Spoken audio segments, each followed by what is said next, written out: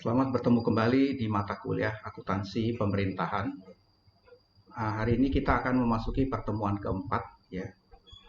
Mata kuliah ini akan membahas mengenai sistem anggaran negara atau sistem keuangan negara.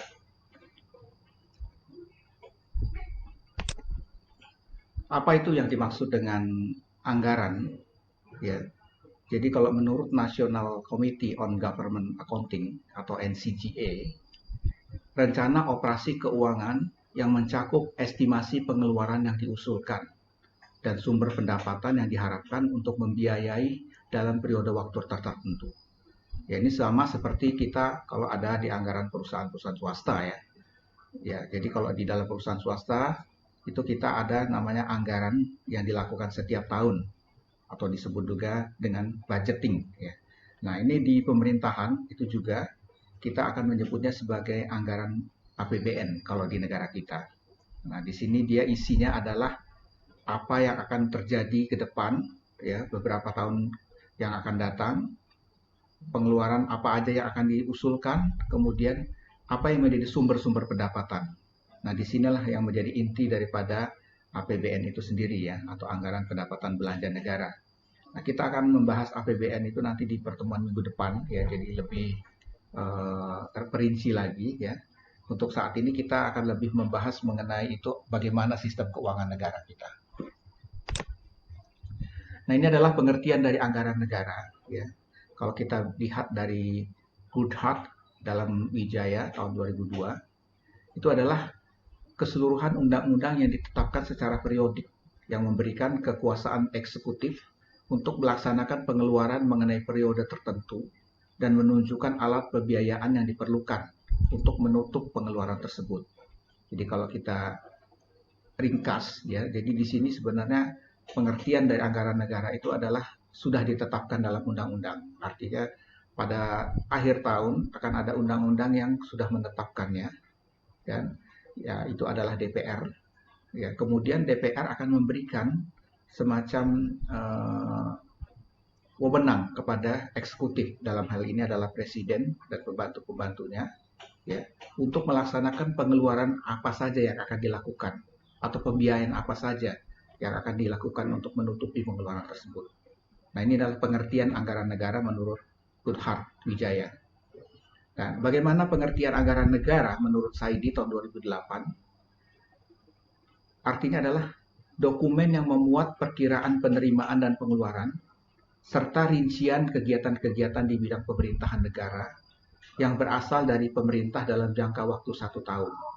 Jadi di sini dia mementingkan yang disebut dengan dokumen. Artinya di sini melihat bagaimana penerimaan dan pengeluaran serta rincian dari kegiatan-kegiatan tersebut. Jadi di sini nanti yang akan lebih dilihat adalah bagaimana isi daripada APBN yang sudah ditentukan setahun sekali ya biasanya oleh pemerintah. Nah, ini menurut Saidi. Dan bagaimana menurut Sumarsono?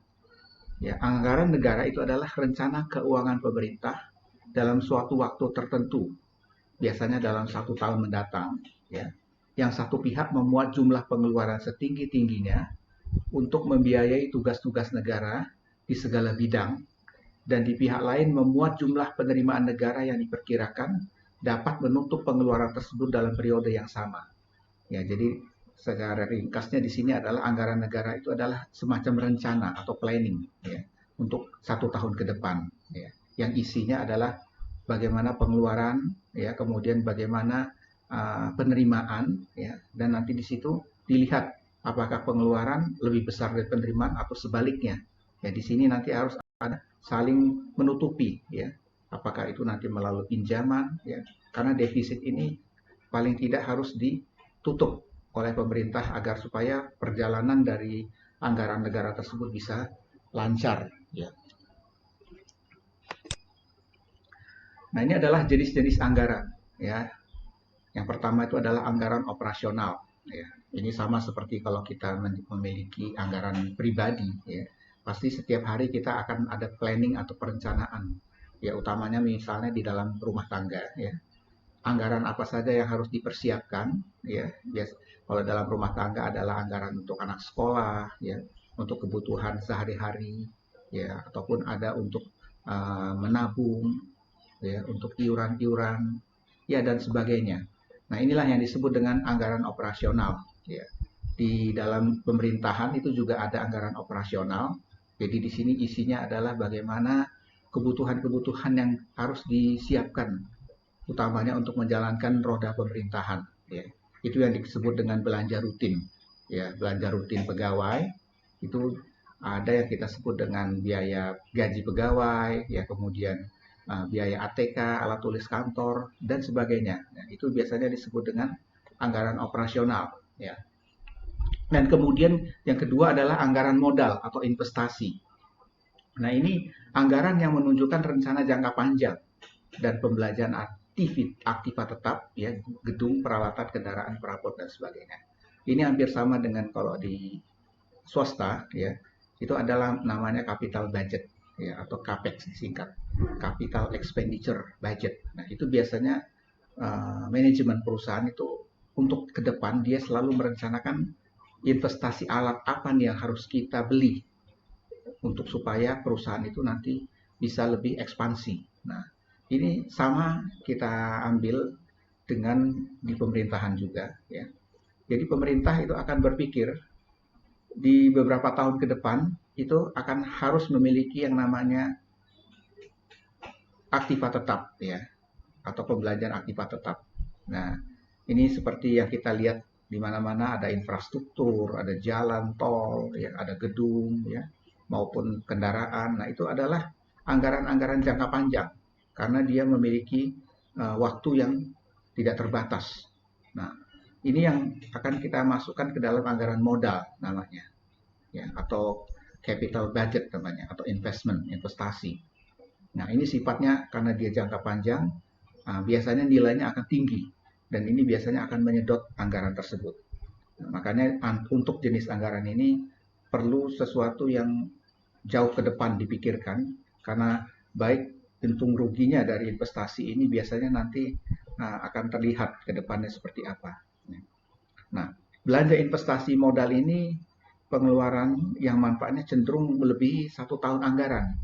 Ya, artinya dia kadang-kadang untuk membuat suatu jalan atau jalan tol itu tidak dalam waktu 1 tahun, bisa lebih dari 1 tahun, ya.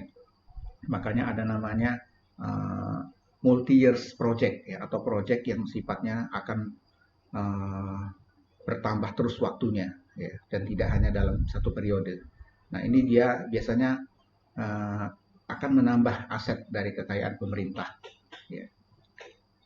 Nah, tapi kita juga harus memikirkan bahwa nanti dengan adanya aset tersebut, yang jelas pasti akan menambah anggaran rutin, ya, karena ada namanya maintenance-nya, ada untuk pemeliharaannya. Ya, tentunya setelah jalan tol yang dibuat oleh pemerintah itu tidak serta-merta dibiarkan begitu saja, pasti nanti harus ada maintenance atau perawatannya. Nah, ini membutuhkan biaya operasional. Nah, ini juga harus dicadangkan juga untuk di jenis anggaran ini, ya. Nah, sekarang kita lihat bagaimana struktur anggaran tersebut. Ini menurut Sumarsono, ya, tahun 2010. Ada namanya anggaran terpilah dan ada namanya anggaran komprehensif. Ya, kita coba lihat apa itu. Nah, anggaran terpilah itu adalah struktur anggaran di mana komponen anggaran itu dipisahkan secara tajam. Jadi ada namanya anggaran rutin, kemudian ada namanya anggaran pembangunan. Nah, adapun kriterianya itu karena apa? Nah, itu pasti ada jangka waktunya, ya, yang pertama. Ya, jadi bila di jangka waktunya itu adalah 1 tahun, ya, dalam 1 tahun anggaran, maka itu disebut dalam anggaran rutin, ya. Yaitu bisa kita ambil contoh, ya, untuk yang anggaran rutin, ya, itu belanja pegawai, ya, kemudian biaya alat tulis kantor, ya, biaya-biaya lain. Nah, ini nanti adalah yang disebut dengan anggaran terpilah. Nah, coba kita lihat untuk contoh, ya, mungkin. Tapi mungkin nanti kita lihat akan ada contohnya nanti, ya. Nah, kemudian anggaran terpilah itu kemungkinan suatu kegiatan mendatangkan penerimaan negara. Jadi hubungannya dengan pinjaman luar negeri. Ya, di sini kalau kita memang ada kekurangan, ya, dalam anggaran kita karena biasanya sumber dari penerimaan kita itu adalah dari pajak, ya. Nah, kadang-kadang tidak menutupi karena penerimaan pajak kita tidak melampaui target yang ditetapkan, sehingga akhirnya pemerintah mencari pinjaman dari luar negeri. Nah, ini di sini dia akan dimasukkan ke dalam komponen dari anggaran terpilah. Ya. Terus yang ketiga, anggaran terpilah itu kriterianya adalah jumlah uang yang digunakan. Ya. Jadi bila kecil masuk pada anggaran rutin, jadi kalau bila besar dia masuk ke anggaran pembangunan. Nah ini yang disebut dengan anggaran terpilah. Ya. Jadi dasarnya adalah itu ya. Nah kemudian apa yang dimaksud dengan anggaran komprehensif? Ya. Yaitu suatu anggaran tunggal yang mencakup aktivitas pemerintah secara keseluruhan. Ya, jadi dia secara total satu kesatuan. Ya, makanya ini biasanya di dalam yang disebut dengan APBN, Anggaran Pendapatan dan Belanja Negara. Itu biasanya ditetapkan 1 tahun sekali oleh pemerintah. Nah, ini dia komprehensif di dalamnya, ya, karena dia mencakup seluruh apa yang akan dilakukan oleh pemerintah di tahun ke depannya, ya. Berapa penerimaan yang harus dia targetkan, kemudian berapa pengeluaran yang harus dia keluarkan. Itu harus sudah diatur mulai dari sekarang. Dan kemudian anggaran komprehensif itu dia mencakup alokasi sumber dananya, ya, jadi dapat dilakukan secara rasional, ya, yaitu dengan mengevaluasi sumber dana dan penggunaannya secara menyeluruh. Jadi anggaran komprehensif itu dia harus melihat dari mana sebenarnya sumber dananya, ya, karena biasanya sumber dana untuk APBN kita itu yang paling besar adalah dari pajak, ya, kemudian pendapatan bukan pajak, ya, atau non APBN istilahnya, atau dan juga yang dari hibah. Nah ini biasanya sumber-sumbernya. Ya. Nah dengan kita mengevaluasi ya, sumber-sumber tersebut, pemerintah bisa menentukan ya, target yang harus dicapai di tahun ke depan. Dan kemudian dengan adanya target itu, kemudian pelaksananya yang di bawah yaitu adalah Dirjen Pajak dan staf-stafnya, mereka nanti harus membuat strategi ya, bagaimana caranya mendapatkan target yang sudah ditentukan tersebut. Jangan sampai target tersebut ada di bawah actualnya ya. Ya. Ini yang harus dilakukan setiap tahun ya, oleh jajaran dari Kementerian Keuangan. Dan untuk penggunaannya itu juga akan ditentukan ya. Bagaimana penggunaan dana-dana kita itu semua yang ada di APBN, apakah dimanfaatkan oleh seluruh rakyat kita ataukah nanti dimanfaatkan oleh otonomi daerah ya yang selama ini sudah ditetapkan, artinya dana-dana itu nanti akan dialokasikan ke berbagai daerah yang ada di seluruh Indonesia ini. Nah, kelemahan dari anggaran ini ya, anggaran komprehensif ini itu membuka peluang untuk mengalokasikan sejumlah dana untuk membiayai perubahan kebijakan yang belum mendapat persetujuan legislatif. Ya, ya, artinya kita sudah merencanakan anggaran, tapi di perjalanan itu ada kejadian-kejadian yang mungkin kita tidak akan sadari itu akan menyedot anggaran kita. Ya.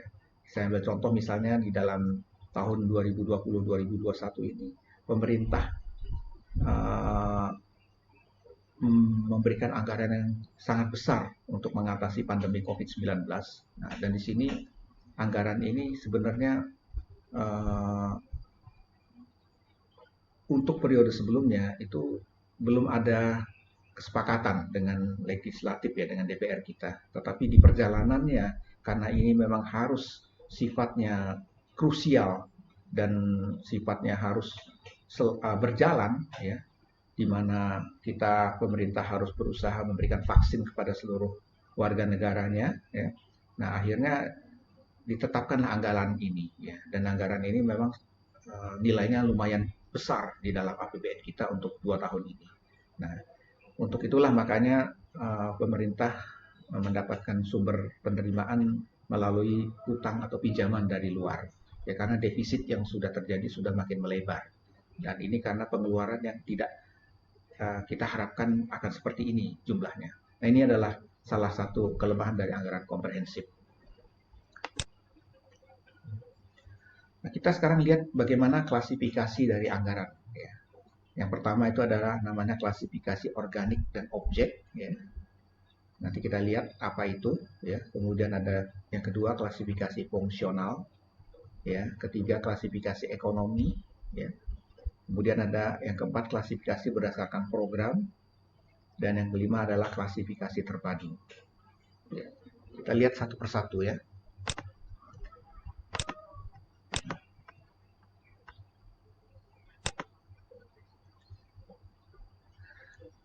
Nah, yang pertama adalah klasifikasi organik dan objek. Jadi ini pengklasifikasian anggaran itu berdasarkan departemen atau lembaga negara. Ya, seperti yang sudah kalian tahu ya, di pemerintahan kita itu ada beberapa departemen ya, dan ada juga lembaga-lembaga negara. Nah, ini masing-masing departemen dan lembaga-lembaga negara atau kementerian ya, itu memiliki anggaran masing-masing. Ya, kita ambil contoh untuk anggaran dari Departemen Pertahanan itu sekian ratus triliun ya jumlahnya, itu yang terbesar ya. Kemudian anggaran dari Departemen Pendidikan dan Kebudayaan, ya, Kepdikbud, ya, itu juga di bawahnya. Dan lembaga-lembaga negara ya seperti KPK, ya, atau lembaga Ombudsman atau lembaga negara yang lain ya, DPR sendiri ya, ataupun DPRD. Nah, itu memiliki anggaran-anggaran yang disusun oleh masing-masing lembaga atau kementerian tersebut. Nah, inilah yang kita sebut dengan klasifikasi anggaran secara organik dan secara objek. Karena ini dia lebih terinci isi di dalamnya, mencakup apa-apa saja yang ada di dalam kementerian ataupun lembaga negara tersebut. Ya. Nah, bagaimana klasifikasi yang kedua yang secara fungsional? Ini di sini adalah pengklasifikasian anggaran untuk menentukan tujuan umum yang hendak dicapai melalui pengeluaran umum pemerintah. Nah, jadi di sini nanti anggaran itu lebih diperinci lagi ya secara fungsinya, ya. Tujuannya itu apa, ya. Nah, karena nanti di sini pemerintah memiliki tujuan besar, ya. Kita ambil contoh ya. Secara garis besar pemerintah ingin agar pandemi COVID di Indonesia segera berakhir. Nah, anggarannya yang dikeluarkan adalah di Departemen Kesehatan. Nah, di sini pemerintah menggelontorkan anggaran yang besar di Departemen Kesehatan untuk melakukan tujuan tersebut, yaitu dengan cara membeli vaksin, ya, membeli alat-alat APD dan sebagainya, memberikan bantuan di rumah-rumah sakit pemerintah, ya, memberikan tempat-tempat pengobatan, ya, seperti di Wisma Atlet ya, menjadi rumah sakit darurat ya untuk COVID. Nah, itu salah satu tujuannya ya. Jadi dari situ adalah fungsinya itu untuk apa anggaran tersebut. Nah, yang ketiga itu klasifikasi secara ekonomi ya. Jadi di sini pengklasifikasian anggaran dengan menyajikan informasi yang berguna dalam proses pengambilan kebijakan ekonomi. Ya. Jadi dia akan lebih melihat ya, misalnya dampak anggaran terhadap pendapatan, ya. Kemudian dampak anggaran terhadap lapangan kerja. Ya, jadi dia akan meneliti ya, dengan adanya anggaran yang sudah diberikan tersebut, ya, apakah ada impact atau pengaruhnya terhadap kegiatan yang dilakukan. Ya. Karena anggaran jangan sampai dibuat sedemikian rupa sia-sia, tidak memiliki manfaat secara langsung kepada masyarakat, karena ini adalah uang rakyat yang harus dipertanggungjawabkan. Nah, ini adalah bagaimana sisi dari klasifikasi ekonomi terhadap suatu anggaran. Ya. Kemudian berikutnya adalah klasifikasi berdasarkan program. Nah, jadi anggaran itu harus dikelompokkan berdasarkan kegiatan dan proyek. Ya. Kenapa? Karena kalau misalnya kita kelompokkan suatu anggaran berbarengan atau bertabrakan dengan kegiatan yang lain, itu nanti tidak akan efektif pelaksanaannya.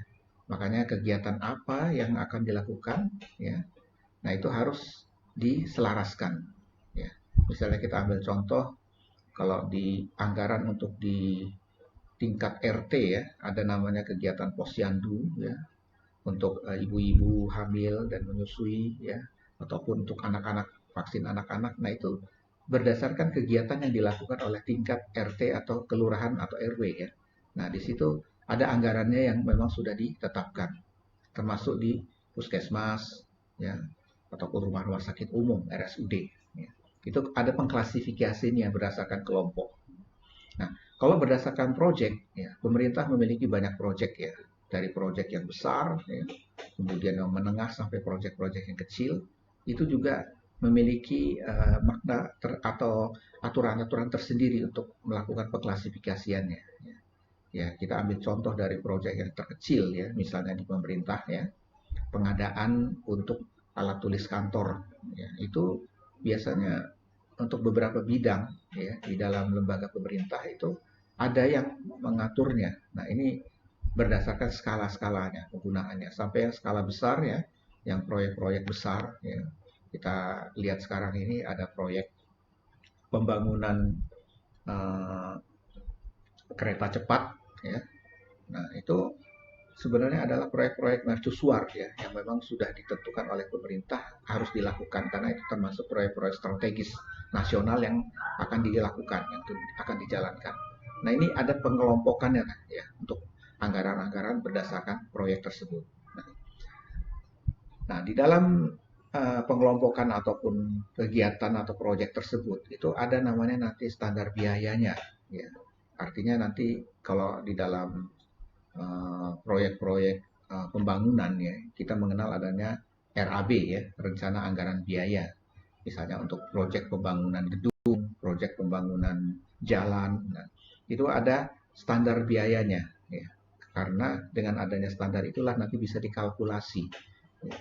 Setiap uang yang digunakan itu harus memiliki standar yang mengikuti yang ada di RAB ataupun di rencana anggaran RAP ya yang sudah dibuat terutamanya untuk proyek-proyek ya. Nah, karena nanti akan dibandingkan dengan kinerjanya ya, artinya dengan proyek yang sudah dilakukan itu bagaimana setelah itu, apakah akan menghasilkan atau tidak, ataukah proyek itu akan berhenti sampai di situ dan akhirnya tidak digunakan sama sekali. Nah, ini ada yang akan memantau dan melihat ya, sehingga apa yang sudah dilakukan atau dibangun oleh pemerintah itu memiliki manfaat untuk rakyat semua ya. Nah, itu yang keempat berdasarkan program. Nah, kemudian bagaimana klasifikasi anggaran yang kelima, yaitu yang kita sebut dengan klasifikasi terpadu. Nah, ini pengklasifikasian anggarannya itu didasarkan pada fungsi dan karakteristik ekonomi ya. Contohnya APBN Indonesia. Nah, ini yang tadi saya jelaskan tersendiri bahwa APBN itu adalah anggaran yang sangat multi kompleks ya, karena di situ di dalamnya mencakup apapun yang nanti akan dilakukan oleh semuanya ya. Semua akan berpatokan pada anggaran itu ya. Kalau di perusahaan kita mengenal yang ada namanya master budget ya. Nah, budget itulah nanti yang menjadi semua aktivitas yang ada di perusahaan itu mengacu pada budget utama tersebut. Ya, ini kalau untuk negara kita mengenalnya dengan APBN ya. Ini yang disebut dengan klasifikasi terpadu. Baik. Nah, ini saya kasih gambaran bagaimana yang disebut dengan APBN, ya, Anggaran Pendapatan Belanja Negara kita. Ya. Ini kita lihat dari sisi ya, yang ada di laporan realisasi APBN namanya di sini. Ya. Di sini kalian lihat ya di keterangan ya. Ini adalah contoh ya, contoh dari APBN tahun 2006 dan 2005 ya. Ini dia dalam rupiah ya. Kalau kita lihat di sini ya, yang ada di sini poin-poinnya ya. Ini adalah uraian ya. Uraian ini mencakup apa saja ya. Di sini ada pendapatan dan ada belanja negara ya. Nah, kemudian ini catatannya, ini ada B2.1, B.2.1. Nah, ini bagaimana perincian dari anggaran-anggaran tersebut ya. Dan ini ada anggarannya berapa ya. Ini sudah ditetapkan dalam rancangan ya tahun 2006-nya. Nah, kemudian di tahun 2006 itu ada realisasi anggaran. Nah, yang disebut dengan realisasi itu adalah pelaksanaan dari anggaran tersebut ya. Kita lihat di sini ada jumlahnya ya. ya. Misalnya diambil contoh di sini penerimaan perpajakan kita, ya. Tahun 2006 itu kita anggarkan 425 triliun ya di sini ya. 425 ya. Nah, kemudian realisasinya adalah 409 ya, 409 miliar ya. Di sini sorry bukan triliun. Nah, berarti di sini ada persen realisasi terhadap anggaran. Berarti bagaimana mendapatkan angka ini 96% ya. Berarti targetnya ya dari yang kita realisasikan itu 96% dari target yang kita anggarkan 425 juta ya. Nah, ini anggaran tahun sebelumnya ya, kalau kita lihat tahun 2005 ya, dia 347 miliar ya. Nah, ini yang sudah diaudit ya. Nah, kita lihat di sini bahwa ini kita di atas. Tahun 2006 kita di atas dari target. Kita di atas dari ya, tahun 2005 ya. Kita lihat dari realisasi dan kita lihat dari anggarannya, budgetnya. Inilah cara membaca dari laporan realisasi APBN ya untuk negara kita ya. Ini kalau kalian lihat di sini pendapatan negara itu ada dari hibah juga ya. Nah, penerimaannya itu pasti dari pajak ya. Pajaknya itu ada dalam negeri, ya, ada pajak dagang internasional. Nah, ada istilah lagi namanya PNBP, penerimaan negara bukan pajak ya. Itu dari penerimaan sumber daya alam ya, ini dari minyak bumi ya, dari Pertamina, dari gas semua. Kemudian penerimaan bukan pajak itu bagian pemerintah atas laba BUMN. Nah, pemerintah Indonesia ini kan memiliki banyak badan-badan usaha milik negara ya, seperti Telkom, Pertamina ya, bank-bank pemerintah. Nah, itu adalah BUMN yang setiap tahunnya harus menyetorkan dividen kepada negara kita karena itu adalah milik pemerintah. Sahamnya dimiliki oleh pemerintah Indonesia dan mereka harus menyetorkan keuntungannya dari hasil usaha tersebut ke negara Indonesia. Nah, yang ketiga ini adalah PNBP lainnya, penerimaan bukan pajak lainnya. Ini biasanya dari penyetoran hasil-hasil dari korupsi, dari pengadilan, sidang-sidang. Nah, itu semua harus disetorkan ke sini ya. Nah, kemudian penerimaan hibah. Nah, hibah ini biasanya dari negara tetangga ya. Bedanya dengan pinjaman ya. Kalau hibah ini kita tidak ada kewajiban untuk mengembalikan. Jadi diberikan secara cuma-cuma oleh negara-negara tetangga ataupun donatur internasional. Nah, ini pendapatan negara ya dan hibah ya, poin A ya. Nah, kalau poin B ini adalah belanjanya, ini pengeluarannya, sisi pengeluaran. Nah, sisi pengeluaran itu adalah belanja pemerintah pusat ya, kemudian ada transfer untuk daerah. Nah, kita lihat apa saja sih sebenarnya pengeluaran dari belanja pemerintah kita itu. Nah, ini yang saya bilang tadi, ini namanya belanja pegawai. Ya, ini biasanya gaji ya, gaji pegawai kita atau gaji PNS atau ASN kita. Kemudian ada belanja barang ya, ini untuk barang-barang yang digunakan, entah alat tulis kantor, entah yang lain-lain ya, semuanya itu adalah disebut dengan belanja barang. Nah, kemudian belanja modal. Nah, ini yang saya sebut tadi capital expenditure ya, semacam belanja untuk alat-alat yang dipakai nanti ya. Dan ini biasanya sifatnya investasi atau jangka panjang. Makanya disebut dengan belanja modal. Nah, yang tak lupa juga uang yang dipakai itu adalah untuk membayar bunga hutang.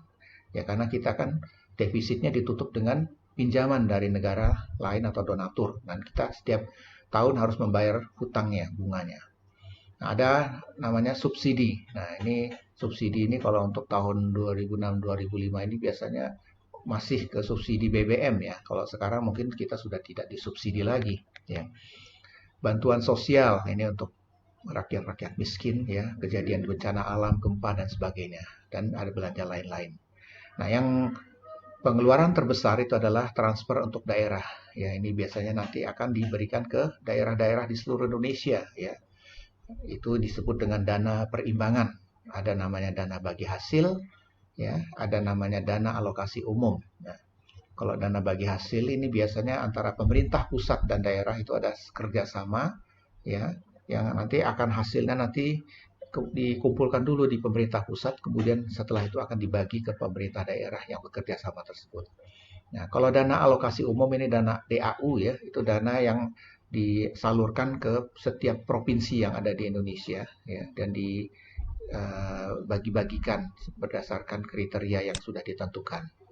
Nah, ada namanya dana alokasi khusus ya, ini biasanya untuk pemerintah yang memiliki wewenang otonomi khusus tertentu ya, seperti Aceh ya ataupun Yogyakarta ya. Nah, ini dia ada dana alokasi khusus. Kemudian ada dana otonomi khusus ya. Ini biasanya untuk otonomi tertentu yang memang sudah disesuaikan. Kemudian ada suspend. Nah, nanti setelah anggaran tadi dilihat antara pengeluaran dan penerimaan, kalau terjadi defisit, nah ini baru nanti di sini kalau kita lihat ada defisit ya pada saat pembuatan anggarannya. Nah, ini nanti harus ada pembiayaannya. Nah, pembiayaan itu ada yang dari dalam negeri, ada yang dari luar negeri ya. Nah, kalau dari dalam negeri itu nanti pemerintah akan mengeluarkan semacam surat utang negara ya, karena nanti pemerintah melalui Bank Indonesia dia nanti akan menjual yang namanya obligasi negara, dan itu nanti harus dibeli oleh setiap pemerintah provinsi ya ataupun masyarakat ya yang ingin membeli ori tadi ya. Nah, atau ada namanya penyertaan modal negara di sini istilahnya. Nah, selain itu menutupi defisit kita melakukan pinjaman ya. Ada pinjaman dari luar negeri, ada pun pinjaman dari dalam negeri. Nah, ini di sini adalah kita harus mengembalikan pinjaman tadi ya. Dengan cara membayar cicilan pokok utangnya ya. Di sini nilainya 52M ya. Nah, nanti pada akhir tahun anggaran nanti akan ada namanya silpa ya, sisa lebih atau kurang pembiayaan anggaran ya, silpa atau sikpa. Kalau dia kurang disebut sikpa, kalau dia lebih adalah silpa.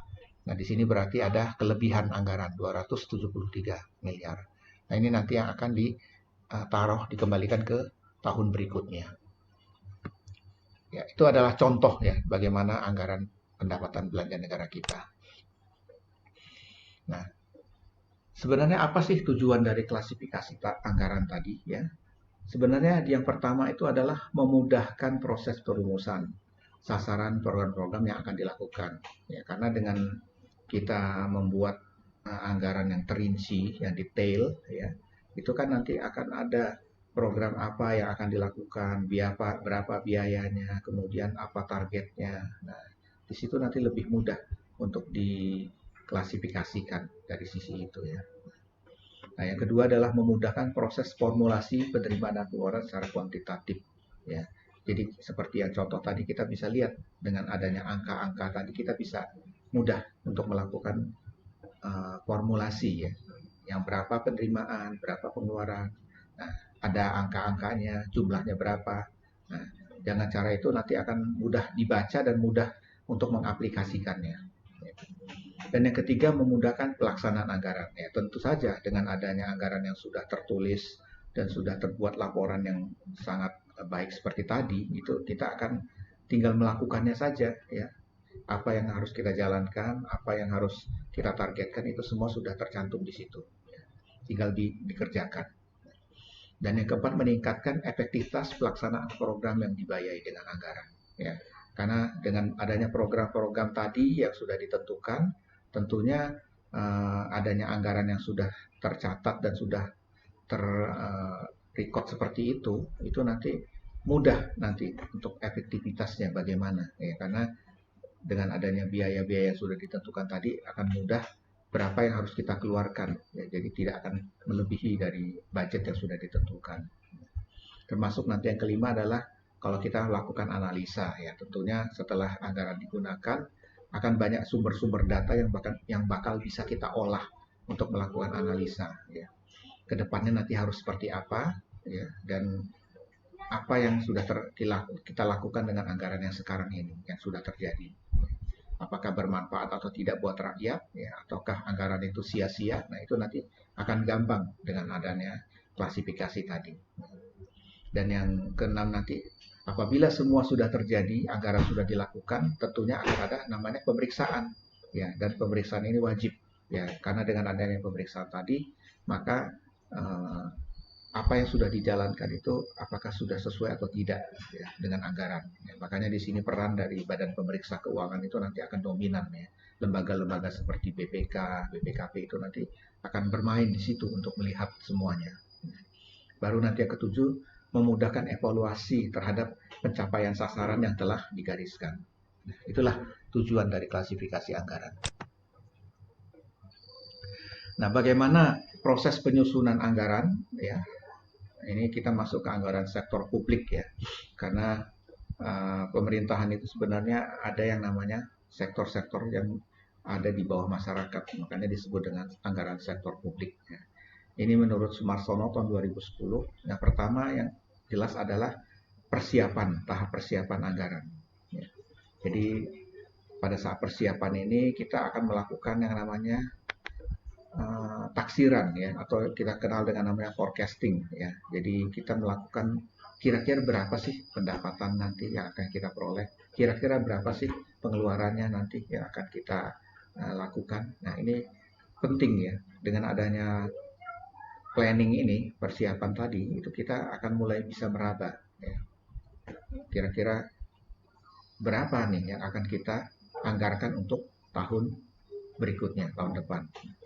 Nah, kalau di dalam pemerintahan itu ada namanya tahap ratifikasi. Ya, di sini pimpinan eksekutif menjawab dan memberikan argumentasi rasional atas segala pertanyaan dan bantahan legislatif. Nah, ini mungkin kalian sering dengar ada namanya rapat dengar pendapat RDP antara lembaga Dewan Perwakilan Rakyat DPR kita dengan pemerintah ya. Dalam hal ini bisa dari menteri ya, bisa dari pimpinan-pimpinan lembaga yang lain. Nah, ini biasanya dipanggil satu persatu oleh DPR untuk membahas anggaran. Ya, kita sering dengarkan Menteri Pendidikan Mas Nadiem dipanggil oleh DPR untuk menjelaskan anggaran pendidikan. Ya. Sekarang ini kita kenal ada namanya MBKM, Merdeka Belajar Kampus Merdeka. Ya. Nah, itu membutuhkan anggaran yang tidak sedikit. Nah, ini Menteri Pendidikan kita harus menjawab pertanyaan yang diberikan oleh anggota Dewan ya, apa penggunaannya dan apa fungsinya, karena itu semua adalah uang rakyat yang harus dipertanggungjawabkan. Nah, itu tahap ratifikasi. Nah, yang ketiga adalah tahap implementasi. Nah, ini biasanya tahap di mana semuanya dilakukan, dikerjakan, dijalankan. Ya. Nah, disinilah pentingnya kita menggunakan yang namanya sistem informasi ya, atau sistem informasi akuntansi atau SIA atau sistem pengendalian manajemen. Ya, artinya kita ada suatu sistem yang akan merekod, mencatat itu semua. Pemerintah ada sistemnya ya. Setiap departemen memiliki sistem-sistem tersendiri yang untuk mencatat untuk berbagai pelaksanaan anggarannya. Jadi semuanya akan tidak miss ya, akan terrecord semuanya. Baru nanti yang keempat adalah tahap laporan dan evaluasi. Ya, di sini pentingnya nanti akan ada namanya pemeriksaan. Makanya di sini harus accountable, harus bisa diperiksa, bisa dipertanggungjawabkan. Ya. Nah, sebelum saya menutup, saya akan ringkas dulu ya mengenai masalah sistem anggaran negara kita ini ya. Jadi saya ambil summary dari ini ya. Jadi anggaran negara itu adalah alat ya, untuk pernyataan kebijakan publik dan target fiskal. Nah, kalau kita lihat di sini tadi ya, anggaran negara itu adalah alat perencanaan kegiatan publik ya, yang dalam bentuk mata uang rupiah ya, dan dia juga sebagai alat pengendalian. Nah, jadi berdasarkan fungsinya tadi ya, saya ringkas itu anggaran pertama sebagai alat perencanaan ya. Jadi dia adalah alat perencanaan manajemen untuk mencapai tujuan organisasi ya. Kemudian yang kedua, anggaran sebagai alat pengendalian ya. Maksudnya pengendalian di sini ya, itu dia akan memberikan rencana detail atas pendapatan dan pengeluaran pemerintah ya. Artinya di sini presiden, menteri, bupati ya, itu dapat dikendalikan melalui anggaran. Nah, anggaran sektor publik dapat digunakan untuk mengendalikan atau membatasi kekuasaan eksekutif. Makanya perlu adanya rapat-rapat antara DPR dengan pemerintah tadi ya, karena dia nanti harus mengendalikan ini semua. Nah, jadi Yang ketiga itu adalah anggaran sebagai alat kebijakan fiskal. Nah, di sini maksudnya pemerintah itu bisa melakukan stabilisasi terhadap ekonomi, pertumbuhan ekonomi. Ya. Nah, dengan adanya anggaran tadi, pemerintah bisa menaikkan atau menurunkan perekonomian. Ya. Dengan cara apa? Dengan melalui anggaran. Ya. Karena apa? Karena pertumbuhan ekonomi itu sangat tergantung sekali dari anggaran yang sudah dibuat oleh pemerintah. Ya. Nah, Indonesia itu pertumbuhan ekonominya sebagian besar didapatkan dari konsumsi masyarakat. Ya, makanya kalau kita tahu rumus untuk pertumbuhan ekonomi itu adalah dari consumption, ya, kemudian dari investasi yang dibuat oleh pemerintah, kemudian pertumbuhan itu didapat juga dari pengeluaran government expenditure, pengeluaran dari pemerintah. Itu biasanya melalui proyek-proyek. Nah, saat ini pemerintah sedang giat-giatnya menjalankan yang namanya proyek-proyek besar ya. Nah, ini sebenarnya alat pengendalian, alat kebijakan fiskal dari pemerintah untuk mempercepat pertumbuhan ekonomi. Nah, kemudian itu adalah anggaran sebagai alat politik. Ya. Ini udah pasti ya, karena pemerintah itu adalah politik ya, dan anggaran yang dibuat itu pasti ada semacam political tool ya. Kenapa? Karena di situ ada kebijakan antara eksekutif dan legislatif untuk menggunakan anggaran itu. Karena apa? Karena anggaran itu sebenarnya milik publik ya, dan publik harus tahu kemana dan apa yang sudah dilakukan oleh pemerintahnya. Nah, ini makanya masyarakat itu diwakili oleh anggota dewan kita atau DPR kita. Nah, dengan anggota DPR yang mengawasi pekerjaan pemerintah, itu nanti anggaran kita mudah-mudahan tidak akan terbuang percuma ya. Nah, yang kelima anggaran alat koordinasi dan komunikasi. Ya. Kenapa? Karena di sini akan ada hubungan antara pemerintah ya dengan masyarakat. Ya. Istilahnya di sini koordinasi ya antar bagian dalam pemerintah. Ya. Kenapa? Karena di dalam bagian-bagian pemerintah itu ada unit-unit tertentu yang nanti akan menjalankan itu semua. Nah, jadi anggaran publik ini alat komunikasi antar unit kerja dalam lingkungan eksekutif. Nah, dan ini harus dikomunikasikan ke seluruh bagian yang ada di bawahnya. Nah, yang keenam itu anggaran sebagai alat penilaian kinerja. Ya. Jadi kalau misalnya sesudah suatu kegiatan berjalan, kemudian nanti akan ada hasilnya, nah nanti harus dilaporkan. Jadi pemerintah harus melaporkan kepada DPR yang memberikan wewenang di sini. Nah, jadi nanti hasilnya apa itu nanti akan dinilai oleh anggota dewan kita. Nah, jadi di sini nanti anggaran itu jadi efektif untuk penilaian sebenarnya ya. Dan berikutnya adalah anggaran sebagai alat motivasi ya. Kenapa? Jadi instrumen memotivasi masyarakat kita agar bekerja secara ekonomis, efektif dan efisien dalam mencapai target dan tujuan organisasi ya. Karena dengan adanya anggaran tadi, paling tidak masyarakat nanti merasa bahwa mereka dipikirkan, ya, karena anggaran tadi itu sifatnya challenging, ya, atau but attainable atau demanding, ya, but achievable, dapat dicapai. Jadi maksudnya target anggaran itu hendaknya jangan terlalu tinggi sehingga tidak dapat dipenuhi, namun juga jangan terlalu rendah. Jadi ada sesuatu batasan di mana anggaran itu bisa mudah dicapai sehingga paling tidak nanti bisa bekerja anggarannya. Kenapa? Kalau dia terlalu tinggi kita anggarkan, paling tidak nanti akan membuang-buang anggaran, dan kalau terlalu rendah juga nanti akan tidak memberikan motivasi yang kuat kepada masyarakat kita. Nah, itu adalah ya. Yang ketujuh bagaimana? Nah, ini anggaran adalah alat untuk menciptakan ruang publik. Ya, maksudnya gimana? Ya, jadi kita di sini akan lihat ya. Anggaran publik itu tidak boleh diabaikan oleh kabinet, birokrat, dan DPR atau DPRD. Ya. Jadi organisasi masyarakat itu harus terlibat dalam proses penganggaran publik. Ya, artinya masyarakat yang tahu yang apa yang harus dikerjakan, nah, nanti yang akan memberikan input kepada pemerintah. Ini nih yang harus kalian anggarkan, ini nih yang harus kalian jalankan. Nah, itulah pentingnya komunikasi antara DPR sebagai lembaga yang menyerap aspirasi rakyat untuk memberikan input kepada pemerintah. Nah, sehingga terciptalah antara masyarakat dan sebagai lembaga yang diwakili yaitu DPR akan memberikan input yang baik kepada pemerintahnya. Oke, saya rasa materi ini saya cukupkan sekian. Ya. Mudah-mudahan materi ini bisa kalian serap dengan baik. Ya.